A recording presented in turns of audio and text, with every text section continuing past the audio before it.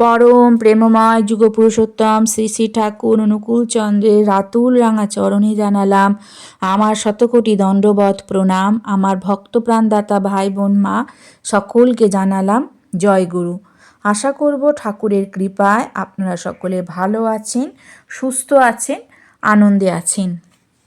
আজকে যেটা আলোচনা করব, ইষ্ট প্রসঙ্গে যেটা আলোচনা করব, পরম দয়া শ্রী শ্রী ঠাকুর ফর্সা হওয়া ও স্বাস্থ্য সুন্দর করবার জন্য কি টোটকা দিলেন। আমরা প্রত্যেকেই কিন্তু সুন্দর হতে চাই, এই চাওয়াটা কিন্তু সকলের মধ্যেই আছে। এটা কিন্তু এমন কিছু বড় চাওয়া নয়, কিন্তু তবুও এটা পাওয়া দুঃসাধ্য ব্যাপার। আমরা নিজেদেরকে সুন্দর করার জন্য বাজার থেকে কত রকমের প্রোডাক্ট নিয়ে এসে সেগুলো ব্যবহার করি।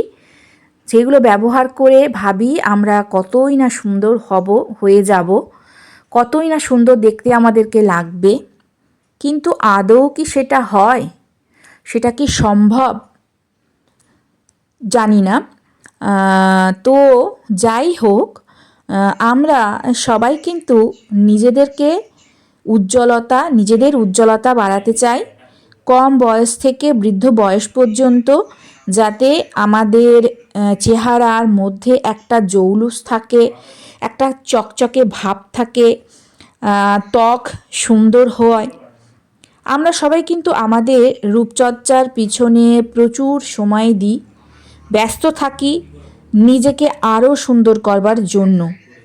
আমরা সবসময় চাই যাতে আমাদের বয়সের ছাপ না পড়ে। সুন্দর হতে কে না চায়, আমরাও চাই। পরম দয়াল শ্রী শ্রী ঠাকুর আমাদের পিতা, আমরা তার সন্তান।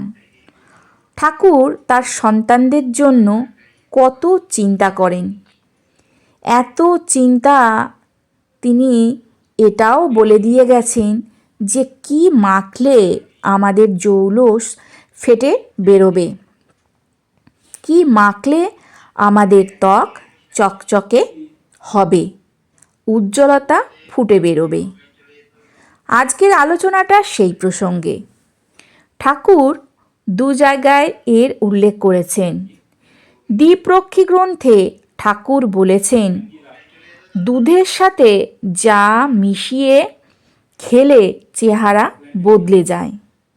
আর অপরটি হলো মুখে কি মাখলে চেহারা সুন্দর হবে। তিনি একটা ডালের কথা বলে গেছেন। সেটা কোন ডাল? আমরা সবাই কিন্তু মুসুর ডালের কথা জানতাম, মুসুর ডাল বেটে সেটা মুখে মাখতাম।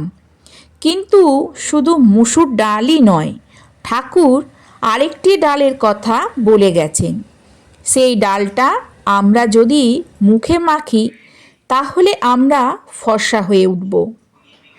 আপনারা হয়তো এটা জানার জন্যে উতলা হয়ে উঠেছেন ঠাকুর কি বলে গেছেন, কোন ডালের কথা তিনি বলে গেছেন। ডাল তো খাবার জিনিস, তাই না? সেটা আবার মুখে মাখলে আমাদের ত্বক সুন্দর হবে, ফর্সা হবে, চকচক করবে, সেটা তো জানার জন্য একটু উদগ্রীব হবই, তাই না? তো চলুন দেরি না করে আলোচনা শুরু করা যাক।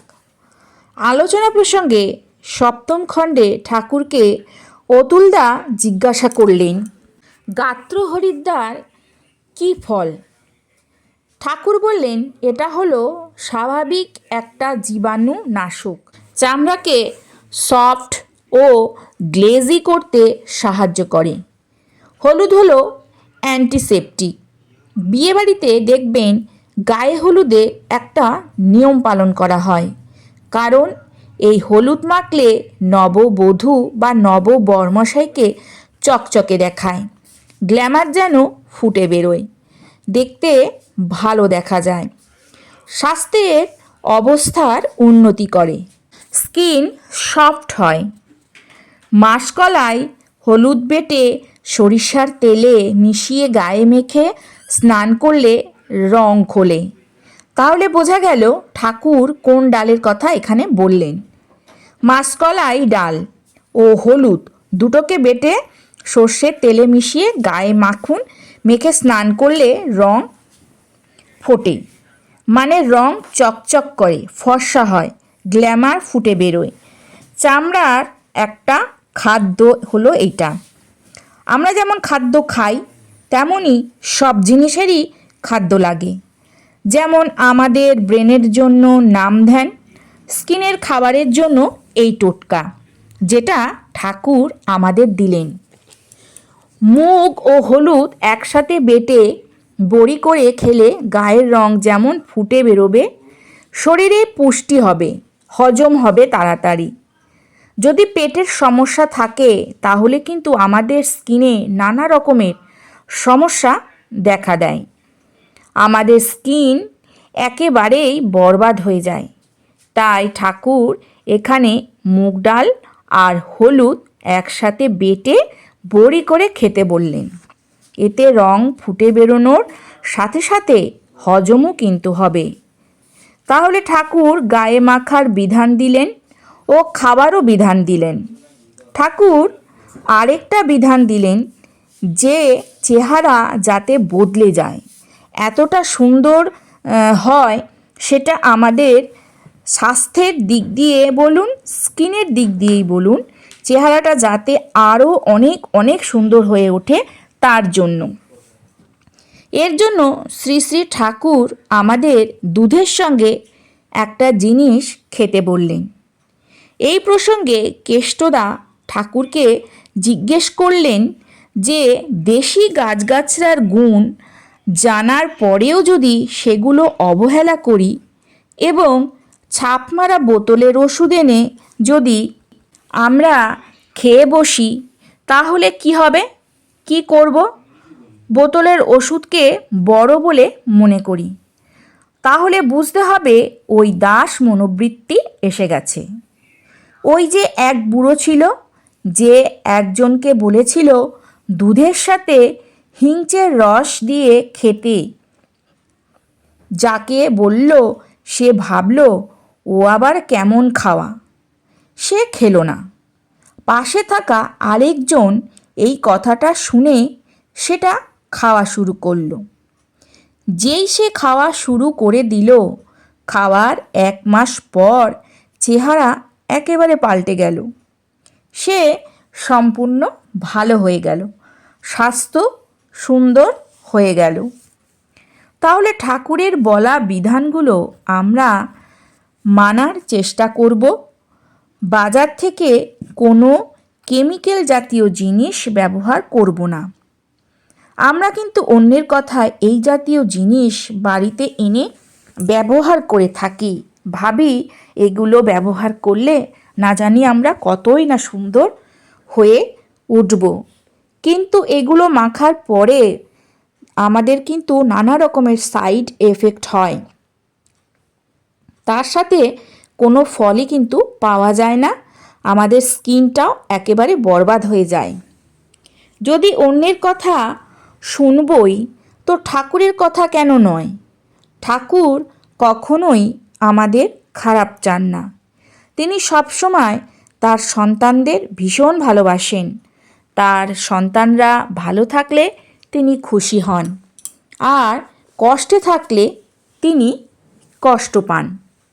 সুতরাং ঠাকুরের কথাগুলো শুনব এবং সেগুলো মানবার চেষ্টা করব। এরপরে আর বাজার থেকে কোনো কেমিক্যাল জাতীয় জিনিস আনব না। আমরা ঠাকুরের বিধানগুলো মেনে নিজেদের চেহারাকে, নিজেদের স্বাস্থ্যকে আরও সুন্দর করে তুলবার চেষ্টা করব। তার বলা বিধানগুলো মানার চেষ্টা করব। আমরা তার সন্তান, তার মতন পুরোপুরি সুন্দর না হতে পারি, কিছুটা তো হবার চেষ্টা করব, তাই না? তাহলে আমরা সবাই মনে রাখব যে ঠাকুর আমাদেরকে গায়ে মাখার জন্য যে টোটকাটা দিলেন সেটার কথা, আর খাওয়ার যে টোটকা দিলেন সেটা। গায়ে মাখবেন কি? মাসকলাইয়ের সাথে হলুদকে বেটে সেটা সরিষার তেলের সাথে মিশিয়ে গায়ে মেখে স্নান করে নেবেন। তাহলে দেখবেন আপনাদের চেহারা সুন্দর হয়ে উঠবে আর উজ্জ্বলতা বাড়বে, রং ফেটে পড়বে। আর খাবার জন্য কি বলেছিলেন? খাবার জন্য উনি বললেন মুগ ডাল আর হলুদকে একসাথে বেটে বড়ি করে বাড়িতে রেখে দিতে, রোজ সেটা একটা করে খাবেন, তাহলে দেখবেন কীরকম আপনাদের স্বাস্থ্যই বলুন আর চেহারার জৌলুস দেখবেন কতটা পরিবর্তন হবে। তার সাথে সাথে কিন্তু হজমের যদি সমস্যা থাকে সেটাও কিন্তু ঠিক হয়ে যাবে। আর আরেকটা কি বললেন, আরেকটা কি বিধান দিলেন, সেটা হচ্ছে দুধের সঙ্গে হিংচের রস মিশিয়ে তিনি খাওয়ার কথা বললেন। এতে যেমন নিজের সৌন্দর্য বৃদ্ধি পাবে, তার সাথে আমাদের স্বাস্থ্যেরও উন্নতি ঘটবে। তাহলে আজকে এই আলোচনাটা এখানেই শেষ করলাম।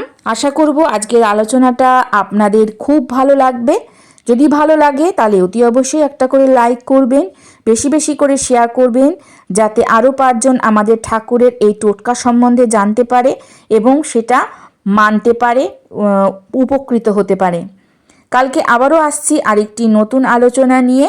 সবাই ভালো থাকুন, সুস্থ থাকুন, সাবধানে থাকুন। ঠাকুরের কাছে এই প্রার্থনা করি। জয় গুরু, বন্দে পুরুষোত্তমম।